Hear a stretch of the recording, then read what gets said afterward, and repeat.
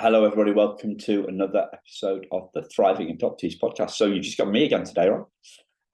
I hope that's okay. Cool. I was thinking about what we could talk about this morning. And one of the things that's come up for me in the last few days is a definition of healing and an exploration of what heals. So how does healing happen? The reason I came up with this is I think we in the adoptee world, we use these words like everybody means exactly the same thing by them. And often when we get into it, it doesn't. And also kind of exploring what these terms mean is therapeutic in kind of some way. It's calming. It's especially when we're looking at something like healing. We're not talking about trauma. We're really good at describing trauma. We're very good at describing our feelings of insecurity, anger, our fear of rejection, all these things that seem to be common to us adoptees. We can describe that, but can we describe healing in the same way? Do we describe healing? And this comes back to something that I learned from a mentor of mine, a guy called Richard Wilkins. You can check him out. Richard Wilkins is the Minister of Inspiration, and he says, "What we focus on gets bigger." So if we're focusing on defining, exploring, explaining, just talking, listening to somebody talking about healing, then that feels better, doesn't it, than focusing on trauma? Does to me. If it does for you, if it doesn't do for you, you've probably turned off by now. So what is healing? And I guess it's a multi-layered thing. So there's more than one definition, and there's a profundity, there's different levels and depths of it. Profundity. Yeah, I somehow remember my French from school. Profonde is the French for deep, so profound. Anyway, there's levels of it. So on the most basic level, what's at the most basic level? And I thought, well, it's being less triggered. So my wife can say something to me about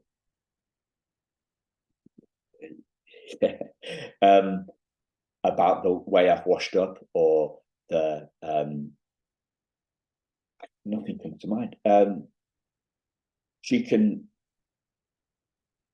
say something about me without me thinking that she's going to leave. So this is 30 years on. We've been married, been together 30 years this year, married 25. So in the early days, I think, and up to fairly recently, I would take a criticism from her as having an implied meaning that she was going to leave, so that I was going to be rejected. So one level of healing is about feeling less triggered, and another level, it's another deeper level. It's kind of more peace. So it's being at peace with the world, so that, for example, I'm happier doing this right now, with some pauses.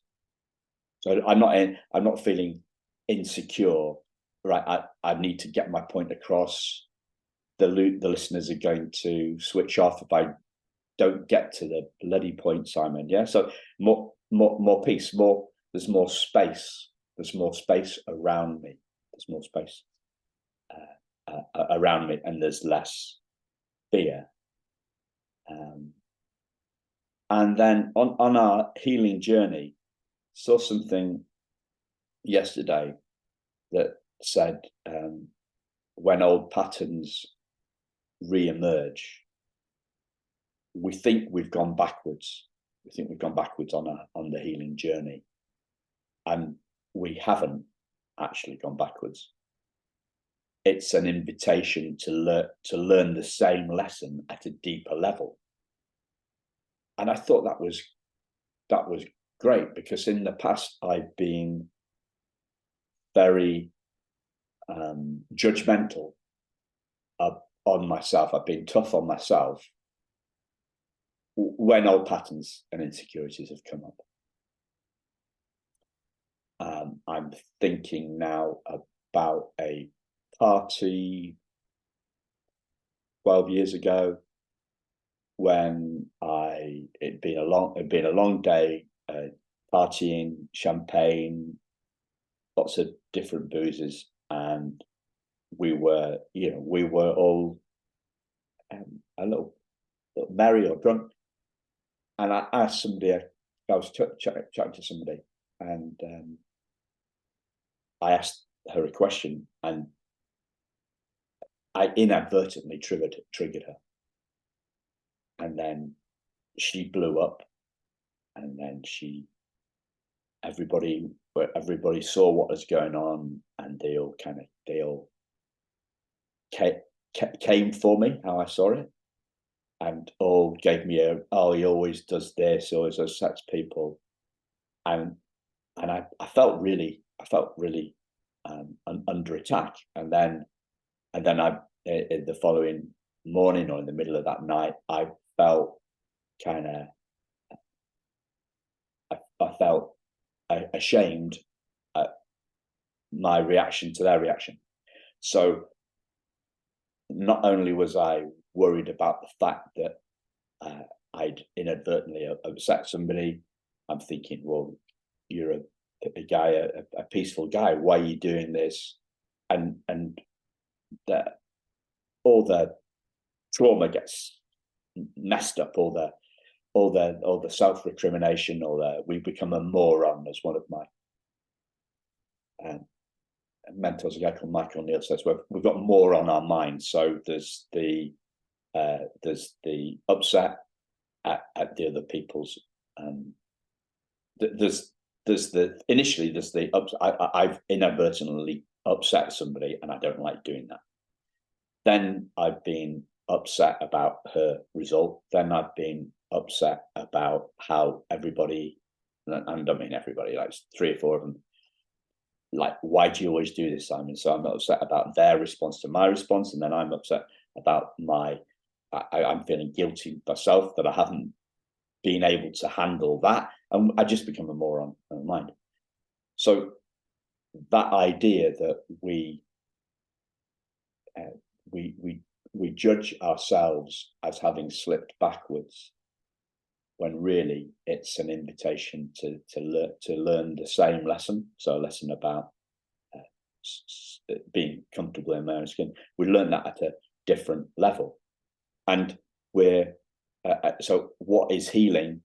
It's being at peace with not being at peace.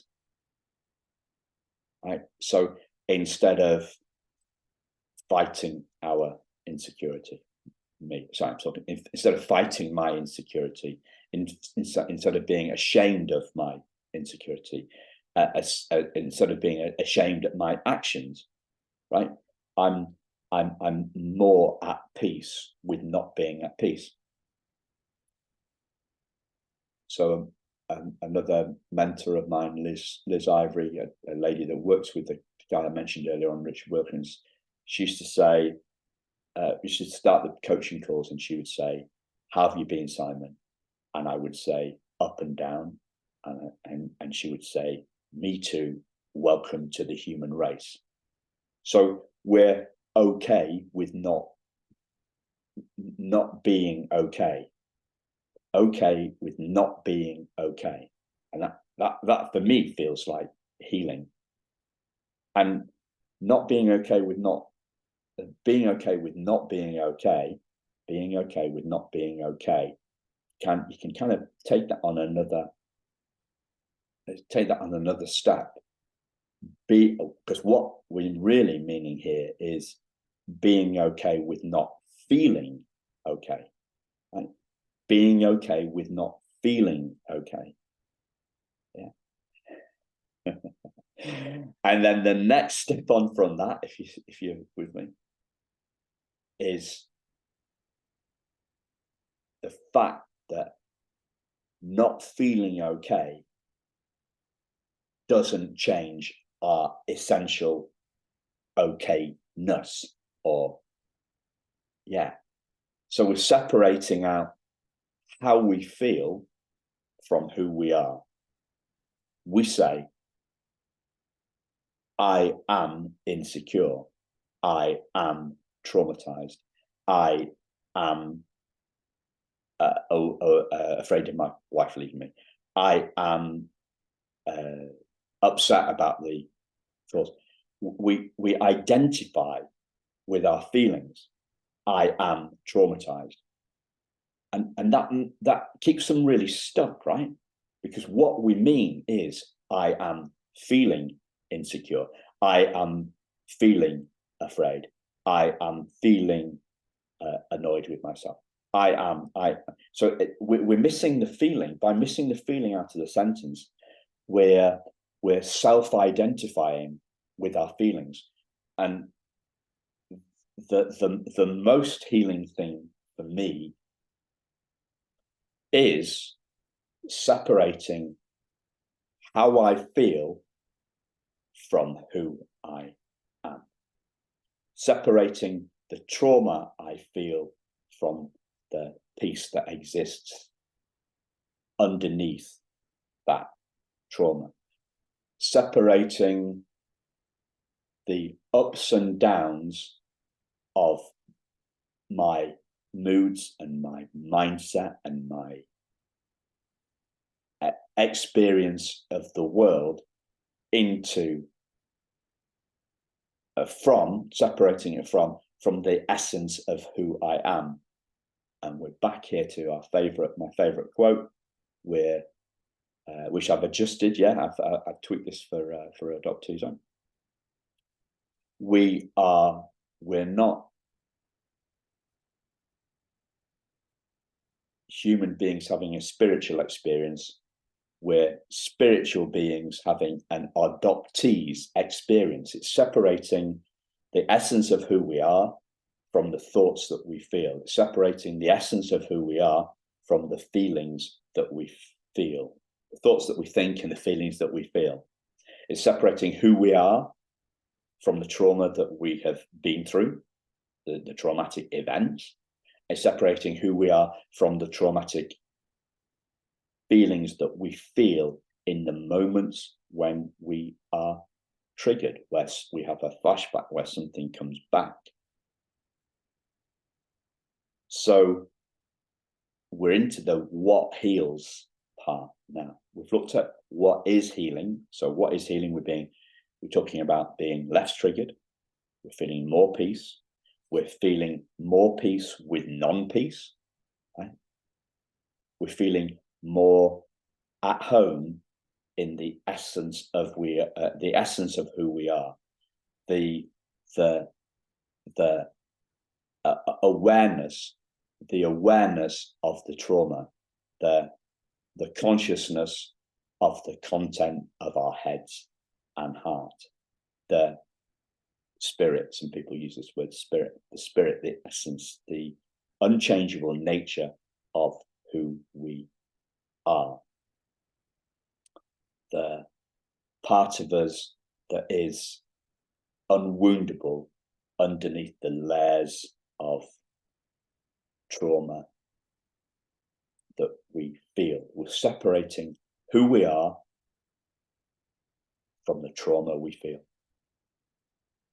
We're creating some blue sky there's a glimmer of a gap between who we are and the trauma we feel. And that is, for me, the thing that heals. That's the thing that heals. And it heals through an insight, right? Through a deep, profound, new idea, something that we get in our hearts, not an idea that we have in our heads, right? Something that is not a theory, but a practice, something that's not an idea, it's an embodied understanding. It's got depth to it. It's got depth to it, okay? So the name of the game is finding what leads us to those shifts. What are the strategies? What are the activities? What are the behaviors? What can we do that causes those shifts within us, those shifts of consciousness, those shifts up what David Hawkins calls the scale of consciousness, go from 0 to 1,000. David Hawkins, Power versus Force, very powerful book. Shame is from 0 to 1,000. 0 is dead. 20 is shame. Anger is 50, I think. Pride is 180. And the further we kind of go up this scale of consciousness, we have the shift in our consciousness, we separate how we feel from who we are. So we try the different activities that lead us to those shifts along the consciousness curve, the shifts along the healing curve. Yeah. People have a consciousness curve, a healing curve, a learning curve, whatever metaphor kind of feels right for you. And then we're into what heals. So therapy, group conversations with other adoptees, community, listening to podcasts, reading books, listening to audiobooks. That we can look at the therapy, can break all those different therapies down to the EMDR, the parts work, talk therapy. A lot of people talk about talk therapy is challenged with relinquishment trauma, because relinquishment trauma is pre-verbal, is before we have any concept. So how can we talk about something that we have no vocabulary for? So each healing journey, each learning journey, each healing curve, each learning curve is different for every single one of us, and we've got to find our own way along the curve. And somebody said that this is a lonely journey. There's a book called the Road Less Traveled, to this essence, this consciousness, this spirit, this awareness of who we are. Well, let's go together. And you are going together. You're doing that by listening to this. You are progressing, hopefully, along the learning curve. If you're still listening to me now, how many minutes in, I don't know, then presumably it's because you're seeing something. And if you're seeing something, we've got the kernel of an idea, kernel with a K, right? Not colonel in the army with a C, KERNEL, is it? We've got the kernel of idea. We've got a kernel of idea. We've got maybe a little glimpse of light. We've seen something new, and maybe that idea can gain momentum. Maybe we've heard something. Maybe you've heard something new in this, or probably you've not learned anything new, but you've heard something that you've heard before in a different way. I listen to stuff over and over again, and when I listen to it, the same thing, the same podcasts, the same audiobooks, and I hear something new each time. It's like, where's my focus going? So there we have it for today. What is healing and what heals? And we'll talk to you again very soon. Thanks a lot. Bye-bye.